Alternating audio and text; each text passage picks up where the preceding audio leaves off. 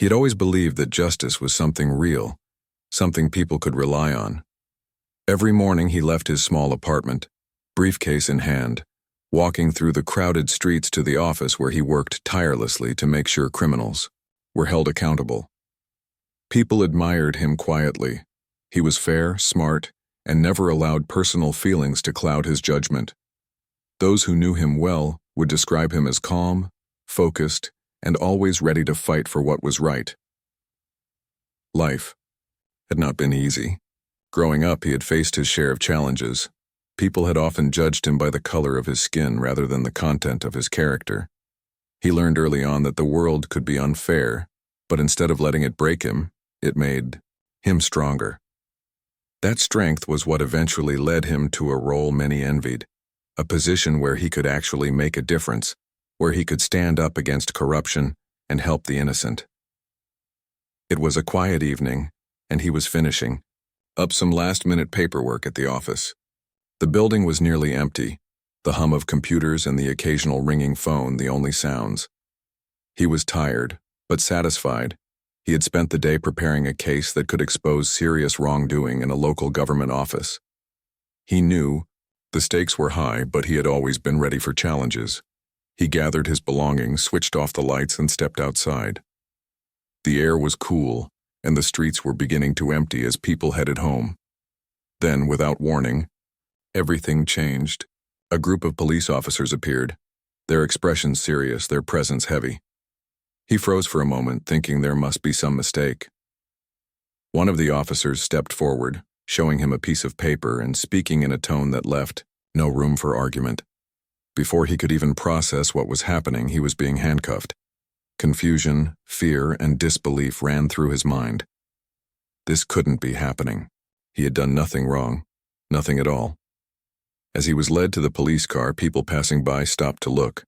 Some recognized him, others didn't. Whispers spread through the small crowd. The reality of the situation began to sink in. He was being accused of a crime he didn't commit. Every step he took felt surreal. His mind raced, thinking about the evidence, about witnesses, about how quickly things could spiral out of control. He tried to explain himself, but the officers ignored his protests. They treated him like anyone else accused of a crime, completely unaware of the life he had built, the battles he had fought, the work he had done to bring criminals to justice. Inside the holding cell, the world seemed smaller, colder. He was surrounded by people who had lived hard lives, many of whom were hardened by years of experience with the law. The reality of prison life hit him immediately. Unfamiliar routines, the tension in the air, the sharp looks from other inmates. It was nothing like the controlled environment of a courtroom or the structured world of law enforcement. Here, respect was earned through strength, not through knowledge or fairness. At first, he felt a wave of panic. How could he explain who he was? Who would believe him? In the world outside, he had been a protector of the law, someone who made a difference. Inside, he was just another man behind bars. He remembered the faces of people he had helped, the gratitude in their eyes, and it gave him a small spark of courage. He wasn't going to give up.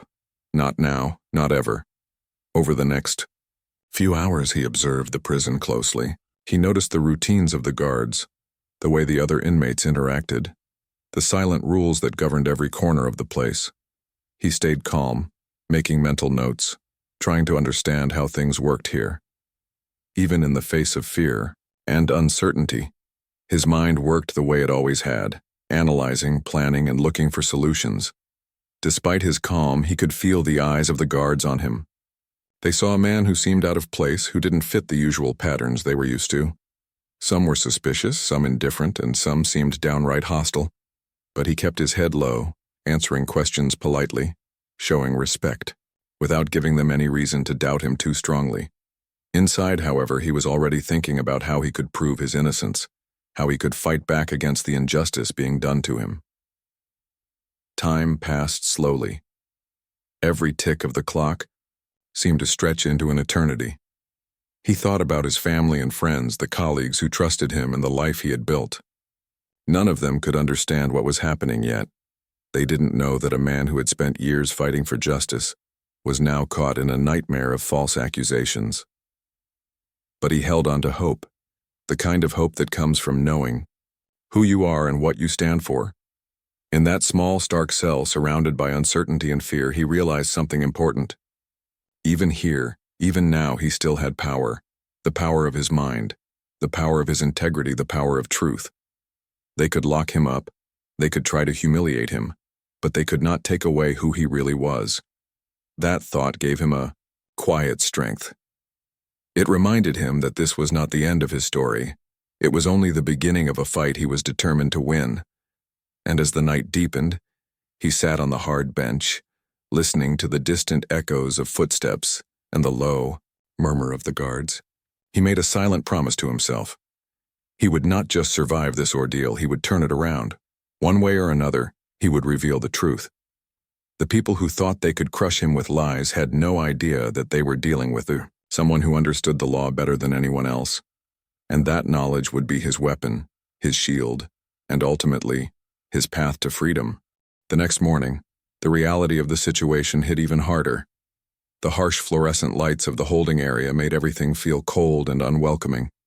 He woke to the sounds of metal doors clanging, distant shouts, and the low, almost constant, murmur of voices. He had spent hours thinking about what had brought him here, and now the weight of it felt heavier. He wasn't just someone accused, he was someone who had spent a lifetime upholding the law, now treated like any other inmate. The irony wasn't lost on him. The first few hours were the hardest. He had to adjust quickly to the rules of the place, rules that were unspoken, but enforced everywhere. People watched each other carefully, reading gestures, reading words, reading intentions. Any mistake could be dangerous. He noticed the subtle hierarchies, who had influence, who was feared, who was ignored. Everyone was sizing him up, trying to figure out where he belonged. For the first time, he realized that the world outside, where he had power, respect, and authority, did not exist here. In this place, survival came first. A group of inmates approached him cautiously. At first, he thought they might be looking for trouble, but instead, they seemed curious. They asked questions about who he was, what he had done, and why he was there. He answered carefully, giving only what was necessary. He learned quickly that revealing too much could create problems, but revealing too little could make him seem weak. It was a delicate balance, and he approached it with the same careful thought he had applied in courtrooms for years. The guards were another challenge entirely. Some seemed bored going through their duties without much attention. Others were sharp, noticing every small action, every glance. At first, they treated him like any other person accused of a crime, which meant suspicion and occasional hostility. He could see the judgment in their eyes. He could feel the assumptions they made just from looking at him. It was a strange, humbling experience. He was someone who had once commanded respect in official settings, now under the scrutiny of people who didn't know his story. Meals were an entirely new challenge. The food was basic and unappetizing, often cold or overcooked. Sitting in the dining area, he noticed the way people ate, not politely, not carefully, but fast, almost like a defense mechanism. He understood that this was a different kind of world, a world where everyone was protecting themselves in the ways they knew how. He ate quietly, observing, learning, making mental notes. Even simple routines like this became lessons in human behavior, in survival, and in patience. Despite all this, he didn't let fear take control. He reminded himself constantly that this was temporary, that the truth would come out. But he also realized that waiting passively was not an option. Even here, he had to be proactive, alert, and strategic. He began thinking about ways to communicate with people outside, ways to gather evidence, ways to make sure that the story being told about him was corrected. Every thought, every observation became a part of a plan. Time stretched endlessly. Each day began with the same routines: head counts, brief interactions with guards, watching other inmates, trying to stay calm while staying alert. But gradually, he started noticing patterns. Some guards were fair, some could be persuaded with patience and respect, and some seemed rigid, almost like walls. He learned how to navigate each type, how to communicate without creating tension, how to survive in an environment that felt unpredictable and harsh. Even as he adapted, the emotional toll was real. He thought about his family, friends, and colleagues, imagining their shock and worry. He missed the outside world, the freedom to walk in the park, to speak without fear, to simply live without constantly analyzing every situation for danger. And yet, he also realized that this forced pause gave him something he hadn't expected: time to reflect, time to strategize, and time to strengthen his determination. A few days in, something happened that shifted the dynamic slightly. A guard, reviewing some paperwork, paused. He looked at a file, then back at him, and something in his expression changed.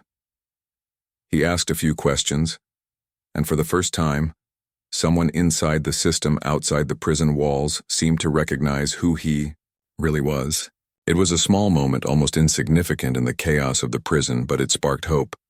Perhaps there were people who could help, who could see through the accusations, who could ensure that justice was not entirely lost.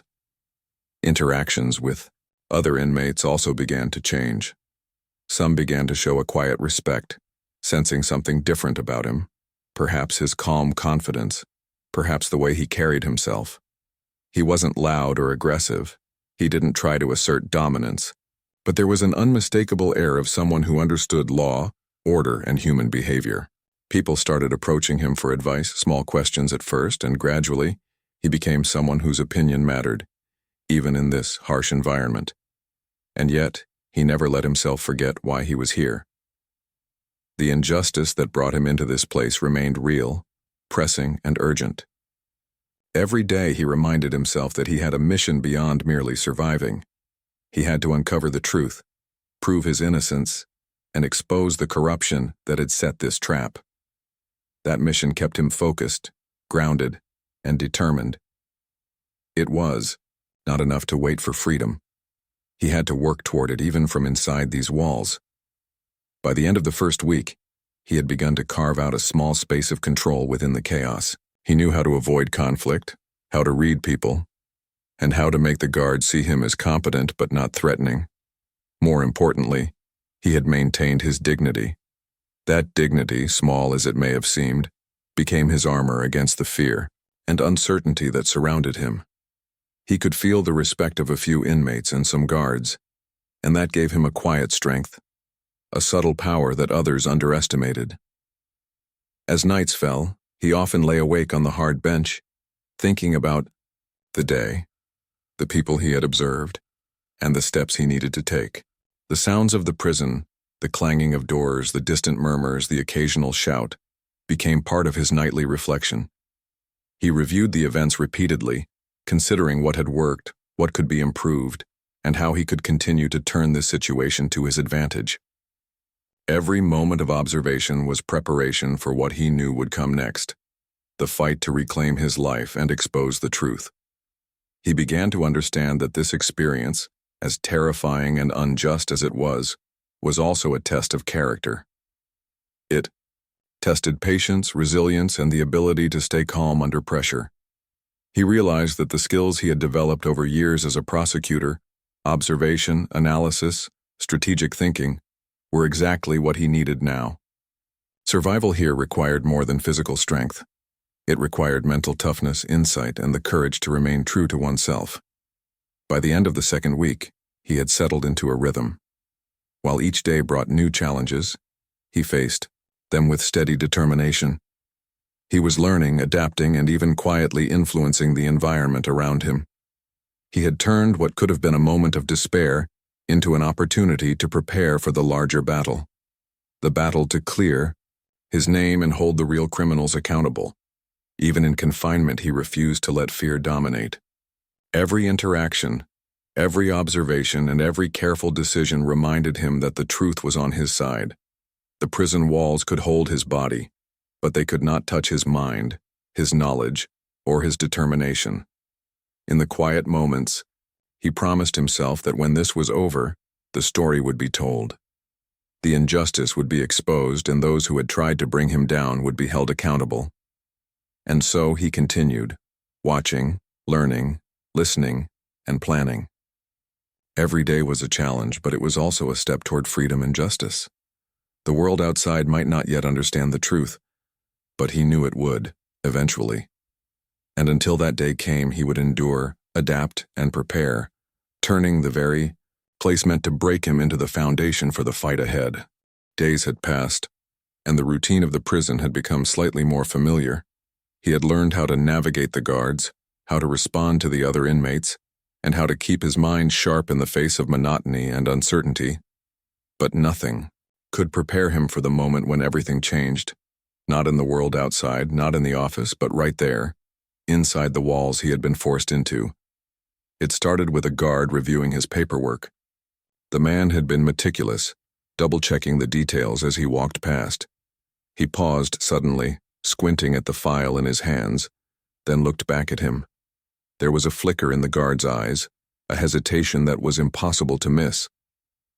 The air around them seemed to shift, and he realized that the guard had noticed something different, something important. "Wait, are you serious?" the guard muttered under his breath, almost to himself. He approached cautiously, glancing over his shoulder as if he feared someone might overhear. You're the one who?" He nodded calmly, knowing that this was the moment to be careful but also honest. He explained who he was, not just a regular worker, not just another man accused, but someone who had spent years as a special prosecutor, someone who had investigated cases, exposed criminals, and worked tirelessly to uphold the law. He spoke quietly, without arrogance, but with the confidence that came from knowing the truth about himself. The guard's eyes widened. For a moment there was silence, the kind that made the entire room feel heavier.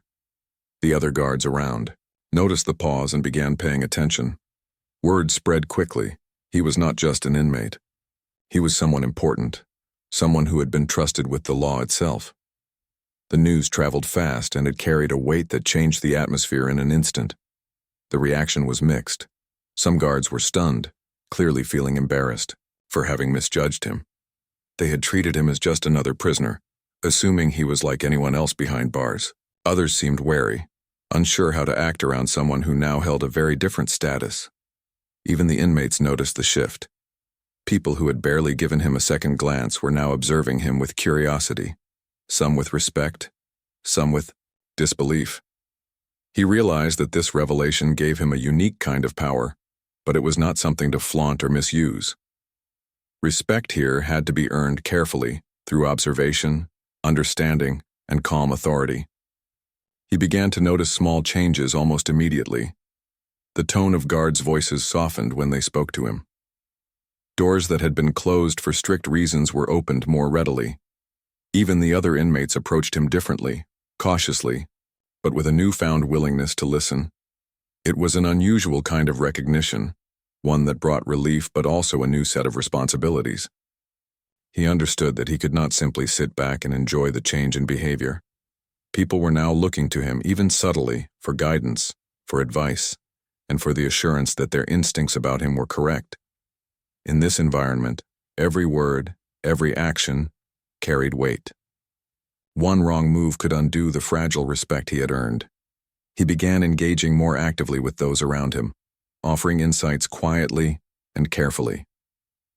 When disputes arose between inmates, he provided advice in ways that did not appear as judgment but as reasoned guidance. Gradually, he became a figure others consulted, not someone who imposed authority, but someone whose knowledge and calm presence made him valuable. Even the guards began to take his perspective into account when conflicts needed to be managed. Yet despite these shifts, he never lost sight of the bigger picture. The fact that his identity had been revealed did not change the injustice that brought him here. He was still wrongly accused, still confined, still fighting for the truth to come to light. The recognition he now received was only a tool, a way to navigate the environment while he prepared for the next steps outside. It was a reminder that while perception can change people's treatment of you, it cannot replace action in the pursuit of justice. One afternoon, a conversation with a guard made this even clearer. The guard, someone who had been skeptical and Stern before approached him with cautious curiosity. "I've read some of your cases," the man admitted. "You've taken down some big names. I didn't know." He nodded, responding simply but firmly. "I do my job. That doesn't change the truth of what's happening here, though. I'm still facing a crime I didn't commit." The guard looked uncomfortable. He was realizing that the system could make mistakes, that even someone as respected as a special prosecutor could be caught in it. But the acknowledgement was enough to shift attitudes subtly. Small favors, a bit more trust, even a touch of caution from the staff. It all made survival easier and gave him space to focus on planning his next moves. The inmates, too, began to interact differently. Some were fascinated by the idea that someone inside these walls had once been a powerful figure in the legal system. They asked questions, listened to advice, and even started sharing information with him. Some details about other inmates, some about the routines of the guards, and some hints about how to navigate certain situations.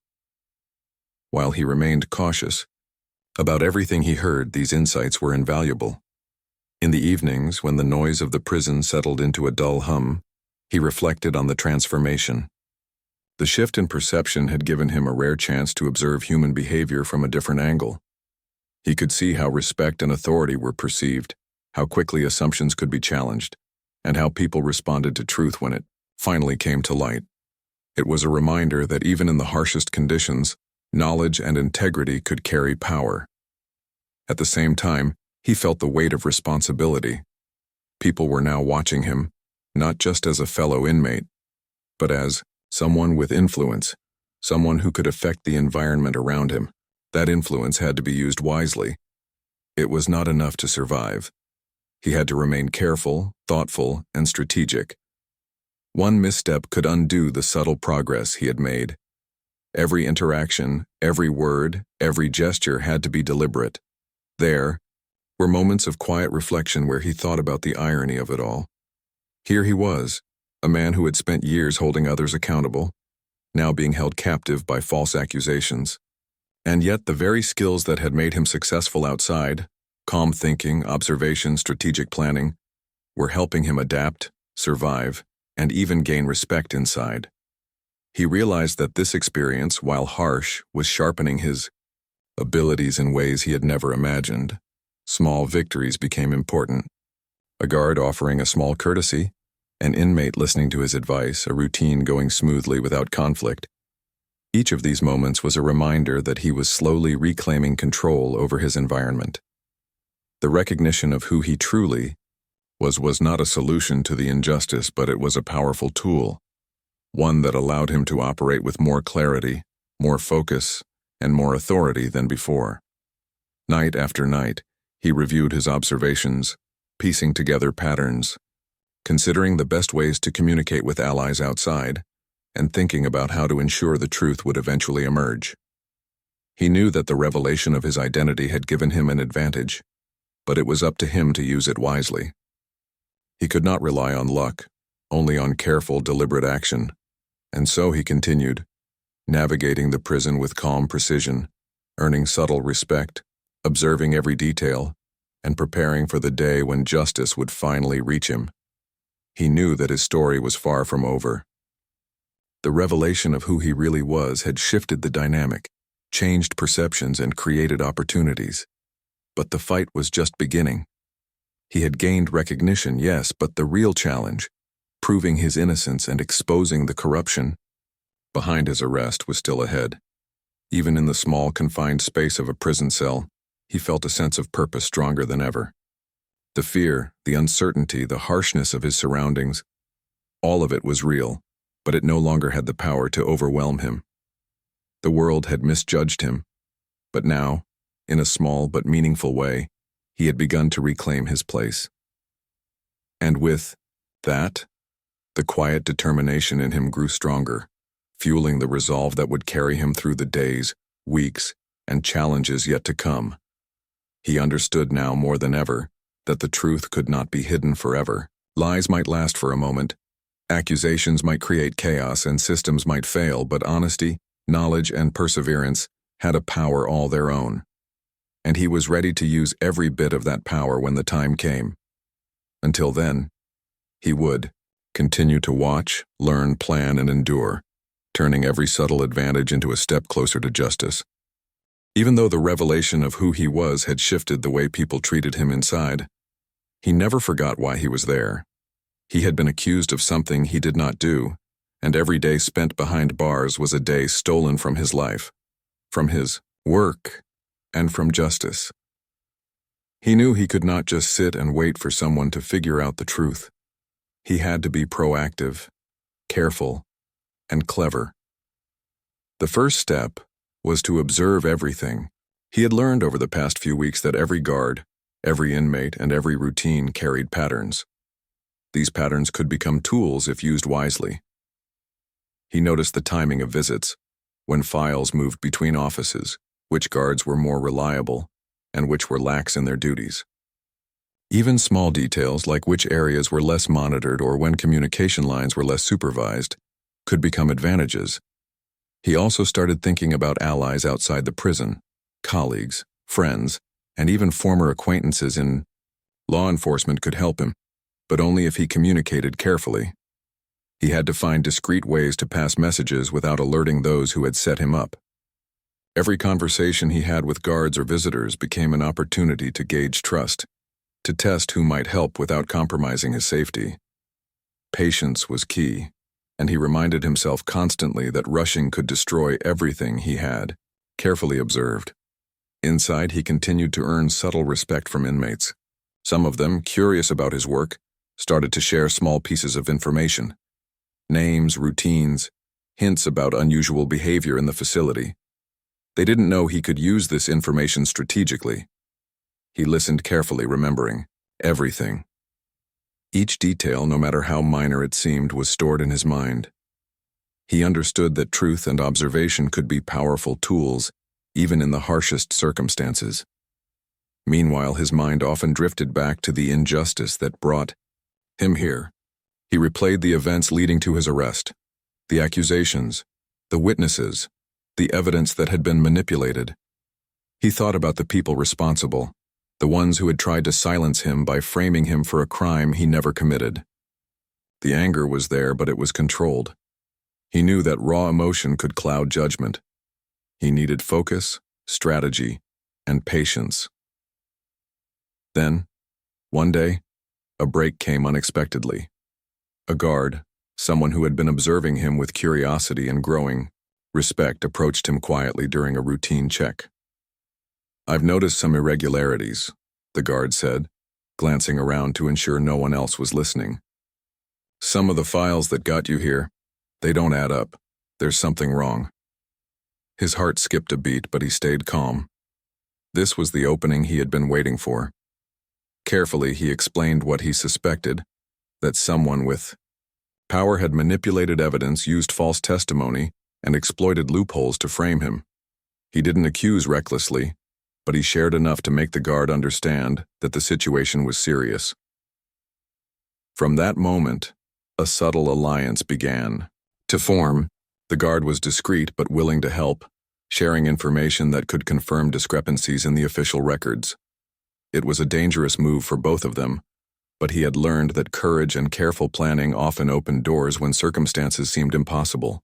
They worked quietly, exchanging small notes and hints, piecing together a picture of what had really happened. At the same time, he used his legal knowledge to analyze the case from every angle. He reviewed the evidence, identified weak points in the accusations, and noted the gaps where truth had been distorted. Even though he could not access everything directly, he communicated through trusted channels outside the prison. Colleagues he had worked with for years began to investigate quietly, following the leads he provided, connecting dots he had noticed, and gradually building a strategy to prove his innocence. He also began to study the behavior of those who had orchestrated his arrest. Their patterns, their movements, their decisions, all of it provided insight into their methods. He realized that their confidence relied on the assumption that he would be passive, that he would accept his fate. But he had never been passive, and he never would be. Each revelation about their strategy became another piece of the puzzle he could use to turn the tables. Interactions with inmates also became more strategic. Some of them had connections, small networks inside and outside the facility, and he learned how to listen without revealing too much. He observed who could be trusted, who was prone to exaggeration, and who might be manipulated if necessary. Every conversation became a subtle exercise in gathering intelligence, assessing reliability, and understanding the environment. Night after night, he pieced together a plan. He wrote mental notes, rehearsed conversations, and thought several steps ahead. It was a delicate balance. Moving too quickly could alert those who had set him up. Moving too slowly could waste precious time. But he had been trained for situations like this in the courtroom, facing complex cases and calculating every move carefully. Now he applied the same discipline to survive, strategize, and fight back. One afternoon, he received a discreet visit from a trusted friend on the outside. The brief conversation confirmed that his colleagues were making progress, tracking the people responsible, analyzing evidence, and preparing for legal action.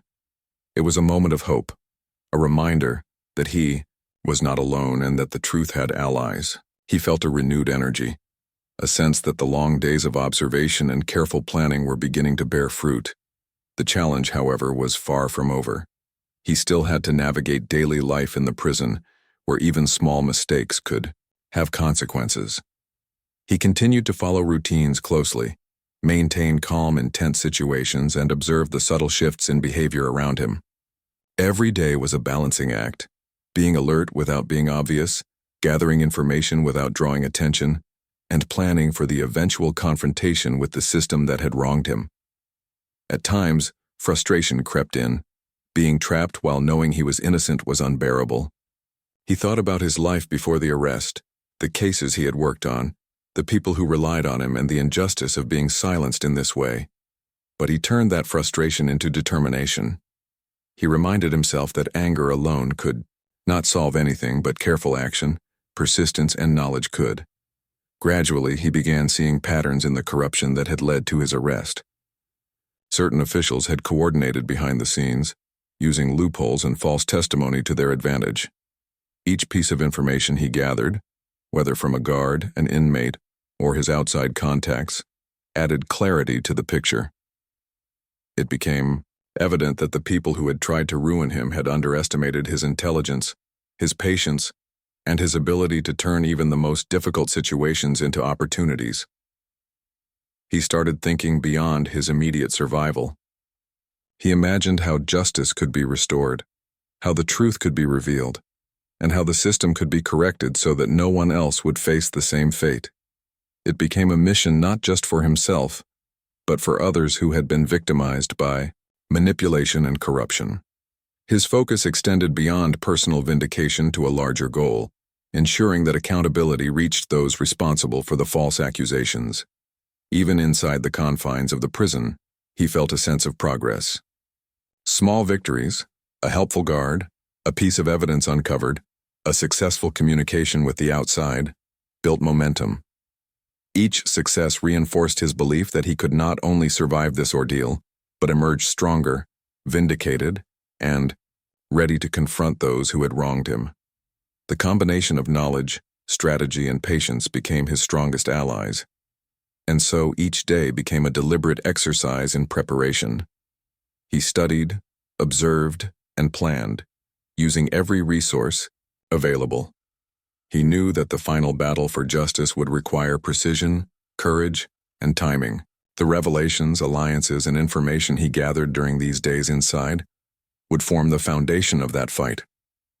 As the days turned into weeks, he felt a quiet confidence growing. The environment that had once seemed hostile and impenetrable was now navigable. He understood the human dynamics, had identified allies, and had uncovered enough inconsistencies to fuel a plan for exposing the truth. Every detail mattered, every observation counted, and every careful move brought him closer to reclaiming his freedom. He reminded himself constantly that this was a test, not only of survival but of intellect, patience, and moral strength. He had learned that even in the darkest situations, careful planning and unwavering focus could create opportunities. The prison walls could contain his body, but they could not contain his mind, his knowledge, or his determination. and with each passing day he grew more certain that the day of justice was approaching. Finally, he allowed himself a moment of quiet reflection. Despite the fear, the isolation, and the injustice, he had not lost hope. He had not been broken. He had gathered information, formed subtle alliances, and laid the groundwork for the fight to come. The world outside was still unaware of the truth, but he knew it would eventually emerge. And when it did, the people responsible for framing him would face the consequences of their actions. Even in the small, confined space of his cell, he felt power growing, not the kind that came from authority or fear, but the quiet, unshakable power of preparation, patience, and knowledge. Every observation, every insight, and every careful decision was a step toward freedom and justice, and he was ready to take those steps. The day he had waited for finally arrived. After weeks of careful observation, planning, and communication with trusted allies outside, the pieces of the puzzle had come together. Evidence had been verified, witnesses had come forward, and the truth was undeniable. The people who had tried to ruin him had made critical mistakes, underestimating his intelligence, patience, and resilience. The same qualities that had helped him survive in the harsh environment of the prison were now about to bring him freedom and justice. When the prison doors opened that morning, he stepped out into the fresh air with a mixture of relief, disbelief, and quiet satisfaction. The sunlight felt sharper, warmer, and somehow more meaningful than it ever had before. Each breath reminded him of what he had endured, the long days, the uncertainty, the tension, but also of the determination that had carried him through. Every small observation, every calculated move had led to this moment. He was escorted carefully, but the atmosphere had changed. Guards who had once viewed him with suspicion now looked with respect. Inmates who had watched him quietly now nodded, with understanding, acknowledging the quiet strength and intellect that had helped him survive. Even those who had doubted him now seemed to sense that they were witnessing the return of someone extraordinary, someone who had endured injustice without losing his integrity. Outside, a small crowd had gathered. Friends, colleagues, and even strangers who had followed the story were there, waiting to see the man who had been falsely accused, locked up, and mistreated, yet had maintained his dignity and fought for the truth. Their faces reflected relief, admiration, and curiosity. He smiled quietly, recognizing that this moment was not just about him, it was about the principles he had always stood for: honesty, fairness, and courage. The legal process that had begun, while he was confined, was now moving swiftly. The corrupt officials responsible for framing him were being held accountable. Evidence that he had painstakingly helped gather from inside the prison had been crucial in exposing the scheme. Witnesses who had previously been silenced or manipulated were now testifying openly, confirming what he had long known. The system that had tried to punish him was finally working to correct its own mistakes. As he walked back to the world he had been forced to leave behind, he reflected on the journey that had brought him here. It had been terrifying, exhausting, and at times almost unbearable. But every challenge had strengthened him. The fear had taught him caution, the injustice had taught him patience, and the isolation had taught him clarity. He realized that survival had been about more than simply enduring. It had been about understanding human behavior, using knowledge strategically, and keeping faith in truth. The media soon picked up the story, but he remained grounded. He did not seek attention or praise. What mattered was the restoration of justice, the protection of innocent people, and the exposure of wrongdoing. The public was shocked, many expressing outrage that someone who had fought so hard for justice could have been falsely imprisoned. But the story also inspired admiration. Here was a man who had faced betrayal, confinement, and danger, yet had never surrendered to fear or dishonesty. Back at his office, he resumed work quietly, but with renewed determination. His return was not just a personal victory, it was a reminder to everyone around him that truth, patience, and careful planning can overcome even the most unjust circumstances. Colleagues listened as he calmly recounted the details, the strategies, and the lessons learned from his experience. His insights were valuable, not just for legal cases but for understanding human behavior and resilience under pressure. He also took time to reconnect with people who had supported him during the ordeal.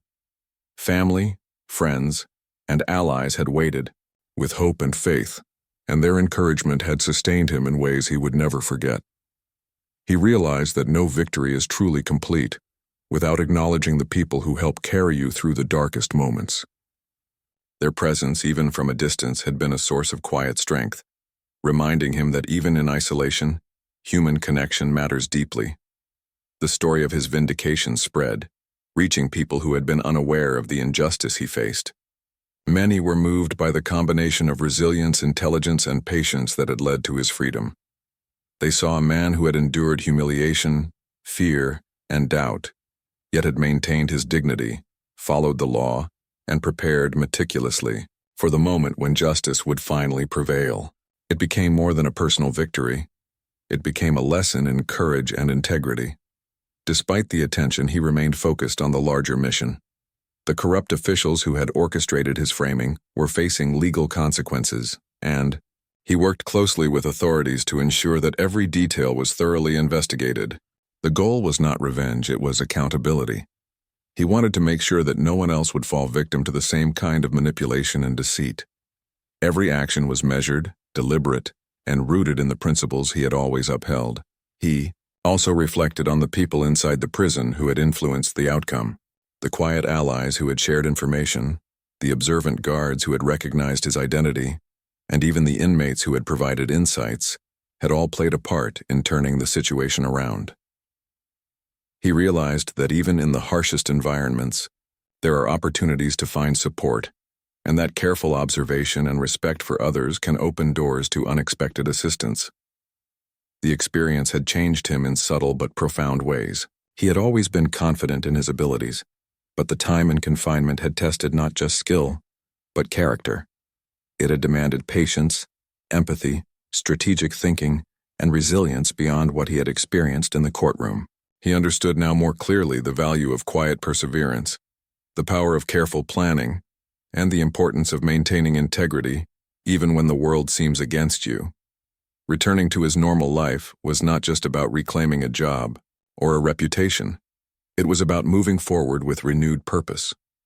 He continued to work on cases, but with a deeper understanding of human nature, corruption, and the fragility of trust. He became more vigilant, more aware, and even more determined to fight for those who could not fight for themselves. The experience had been painful, but it had also strengthened his resolve and sharpened his focus. He also shared his story, carefully and thoughtfully, with those who would listen. Not as a tale of personal triumph alone, but as a lesson in resilience, patience, and the pursuit of justice. He wanted people to understand that fear and injustice are real, but so are courage and truth. By maintaining dignity, observing carefully, and using knowledge strategically, anyone can navigate challenges, even those that seem impossible.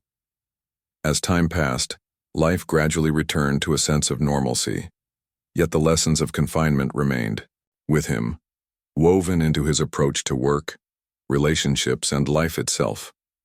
He understood the importance of preparation, of understanding human behavior, and of recognizing the subtle power of patience and persistence.